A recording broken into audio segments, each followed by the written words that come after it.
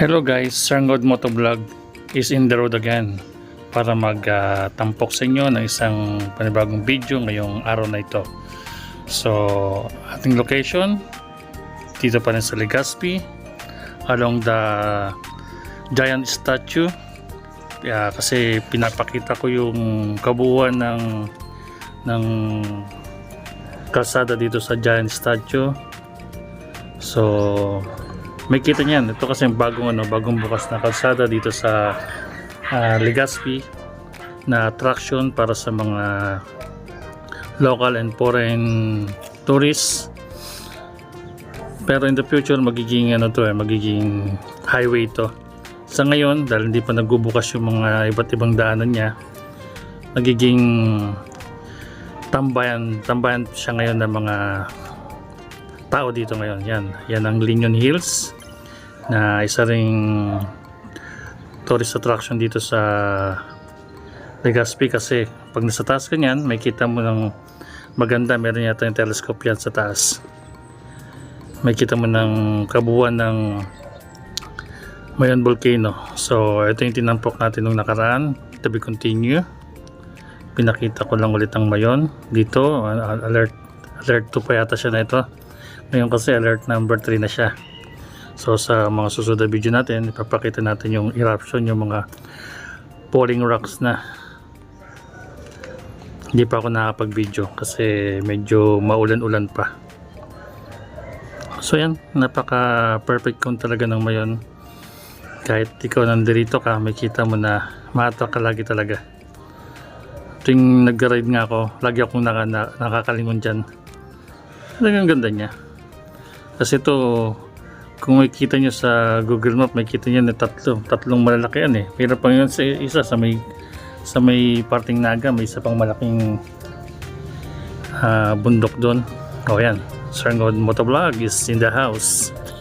So tayo magyayaw-yaw lang para ipakita ang kabuuan ng ating content. So ito na, tayo iraratsyada papuntang yung ibang daan naman, kasi nanggaling tayo kanina ng Barangay Pawa, isa sa mga kalsadang nilalabasan ng exit entry point ng kalsadang ito. So ngayon iikot tayo, tapakita ko lang sa ibang way na ang labas din natin. Nandun din tayo sa giant statue mamaya, kasi ito plan yata ito noon gawing mga government office. Hindi ko lang alam kung anong nangyari. Sabi yun yung mga humor nung ginagawa tong kalsadang to. So minto tayo sa parting yan kasi gusto ko ipakita sa inyo ulit yung perfect cone na naman. Ayun, iikutan tayo para makita nyo ng view talaga. Kaso nung time na yan, medyo tago talaga ang tuktok niya kasi nga maulap. Yan ang magiging worst mo dito sa pag nabisita ka ng Bicol. Kailangan itaon mo summer para makita mo talaga yung perfect cone ng Mayon Volcano. Kasi pag pumunta ka ng maulan, talagang halos pinalilibutan ng ulap yan. Sa lamig siguro o anong kadahilanan. Napakaganda ng kanyang aura kahit natatakpan ng kanyang cone shape. So ito, raratsadan tayo. Ibali ito, inikot ko lang nung nakarang nag-vlog ako, pinakita ko nung galing ako sa gildang. Ayun, nakita sa akin yun, doon ako nang galing nung nakarang vlog ko. Dumaan tayo sa gilid ng University of Santo Tomas. Meron kasing daan doon, left right lagi yan, meron ganyan dyan. So nang galing yung unang video natin, nung umikot tayo dyan papunta rito sa kanan, ngayon kakaliwa naman tayo. Pero ang balik din natin ito sa giant statue. Pinapakita ko lang yung kabuuan kasi masyadong malawak tong daanan, kasi ito national road talaga to. Pag nanggaling, yung galingan nun, sakyan nun galing Pawa, pag magawa na yung tulay, ito mayroong daan dito. Pag kumanan ka, ang labas mo niyan doon sa may Jollibee, tapat mismo ng police station. Labas mo na ng highway ng Rawis. So ito, dinadiretso natin to kasi papakita ko sa inyo. Pag dumiretso naman tayo doon, Barangay Tamaw yan naman yan. Isa sa nakakasakop ng giant statue. Kakaliwa tayo kasi papakita ko sa inyo yung giant statue ulit. Diba?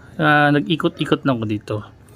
So kung ikaw gusto mong mag-aral mag-drive, ito ang perfect place. Kung nandito ka sa Legazpi, perfect place para magpaturo sa mga driving school. Meron nga mga driving school dito talaga kasi ito yung pinakamalawak na pwedeng makapag-maniobra sila ng maayos. Ayun, Linion Hill sa kaliwa. Tapos giant statue dito sa tinutumbok natin. Kanina nandun tayo sa likod, ngayon nandito tayo sa gilid ng giant statue. Kasi inikot ko nga lang siya, umikot lang ako niyan. Oh, ayan, labas natin yan. Nandito pa parang pinaka-crossing na to. Ang inikutan lang natin. So, gawin natin ngayon, diretso tayo papuntang Barangay Dita. Barangay Dita sa Barangay San Joaquin yan. Ayun yung malapit sa sa Mayon. Tumbukin natin yan. Kanina, kung dumaretso tayo doon, yun yung pinanggaling natin kanina. Kumanan naman tayo ngayon. Parang inikot lang natin lahat ng kalsada. So, sa mga nanonood dyan, so reference nyo lang to. Kung sakaling mapanood nyo tong video ko, reference nyo para kung sakaling andito kayo, medyo meron maging familiar na sa inyo yung location. Kung nasaan ang Giant Grotto, ano yung mga dadaanan. Yun naman ang purpose ng pagbablog natin para mapakita ko sa inyo yung mga lugar na kung kayo pupunta dito bilang tourist, local tourist, makikita nyo yung daanan nyo, makikita nyo yung mga pupuntahan yung lugar pag familiar na kayo. So yan, dumiretso tayo dyan. Ito siguro sakop to ng mga 8 km danger zone ng Mayon Volcano. So yung 6 nandun sa mga paanan talaga niyan. Yun yung mga pinapalikas kapag may alert level. So pagdating sa kanto, kakanan tayo. Pag kumanan tayo, papunta tayong Barangay Dita, sa Barangay San Joaquin. Pag kumaliwa, papuntang Barangay Pawa. Yung mga barangay na binabanggit ko, although hindi familiar sa inyo, syempre nagiging sounds like na sa pandinig nyo. Magiging kung nandito kayo, ito yung mga napanood ko sa isang motovlog na engot-engot lang. Joke. So, yun lang ating purpose ng ating pag-vlog. Isang mahaba to. Dati kasi medyo pag dumaan sa National Highway, crowded talaga siya. Dahil nandito tayo sa dahil gumawa ng mga diversion, napadali, instead na nasa 20 minutes, pwede makuha ng 5 minutes. Yun naman purpose ng mga diversion. Para hindi mahirapan ng Yun nga lang sana, sa mga gumagawa ng kalsada, buwas-buwasan ng kasintabi, kurakot, para makitang may magandang resulta. Kasi yung iba kasi ginawa tapos ilang taon lang masira, diba? Sayang baga.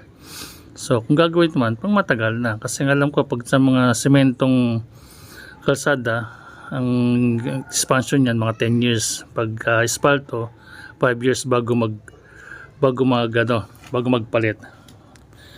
Yun ang narinig ko noon. So sinishare ko lang. Kaya pag 2 years pa lang pinapalitan na, ibig sabihin medyo substandard yung pagkakagawa nun. Kung mayroong nakakalam na mas tama, correct me if I'm wrong, comment lang sa comment section ko, then I will accept, kasi yun lang narinig ko noon. So sa part na to medyo low gas na tayo, kaya magpapagasolina naman tayo dito sa tabi-tabi lang, at tayo low budget lang. Nagtatry lang tayo. Ayun, lagpasan ko na.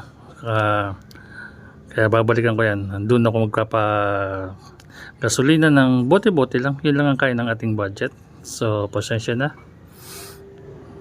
Ito na may ganun din naman, gasolina din naman to.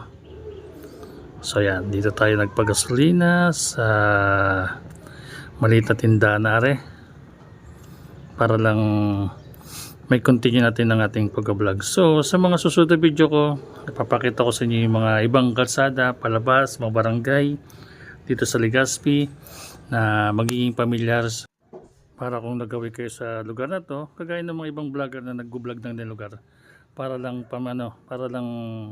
may idea na kayo. So sana wag magsawang mag-share, mag-like, pa-heart na rin at mag-comment kung meron kayong mga katanungan sa mga gustong lugar na pwede kong ikutan in the future. Try nyo lang mag-comment dyan, di kapag mayroon tayong time, iikutan natin. Pero sa ngayon, dito lang muna tayo sa Legazpi. Siguro susunod, mga sumunod na bayan na ng Legazpi. Pag ang budget natin medyo sapat-sapat na. Ngayon dito ikot-ikot lang ko para kahit paano na-share ko sa inyo. Kahit paano nakikita niyo yung mga lugar. Diba? Usually sa mga motovlog talaga yun ang pinapakita yung mga lugar. So sana wag na lang kayo magsawa mag-share ha. Mag-share tapos mag-like at konting comment lang para kahit paano maging active lang ang ating pag-vlog. So ito, nandito tayo sa Barangay Dita. Itong lugar na dinadaan natin, Barangay Dita ito. Diyan sa bayan ng Legazpi. Then pagdating natin doon sa Arco, magiging ano siya, Barangay San Joaquin. Naghahati-hati siya. Kaya yung Giant Grotto mostly nakakasakop doon ay ang Barangay Tamao yan. So ayan, tumuloy tayo sa Arco. Nandito tayo sa Barangay San Joaquin. Ito yung binabagtas natin para lalabas tayo ng highway. So inayos ko na lagi ang aking camera kasi baka mahulog. Tayo nakakapit lang dahil nga tayo naninibago sa ating pag-vlog. So may nagayos na Aleco. Salamat sir, mga sir, sa pag-ayos lagi ng kuryente para less brownout dito sa lugar. So ito yung lugar ng San Joaquin. Yan, chapel nila. Ito, tapos ang barangay nila dyan, nandoon dyan sa skin na yan, papasok sa kaliwa. Nandyan ang magandang barangay ng San Joaquin. So guys, sa mga sumusubaybay kay Sir Ngod, patuloy lang kayong manood ng aking mga video. So hanggang dito lang po sa sudulit na pag-vlog na aking gagawin. Panoorin nyo ulit. Maraming salamat sa inyong lahat. Bye bye!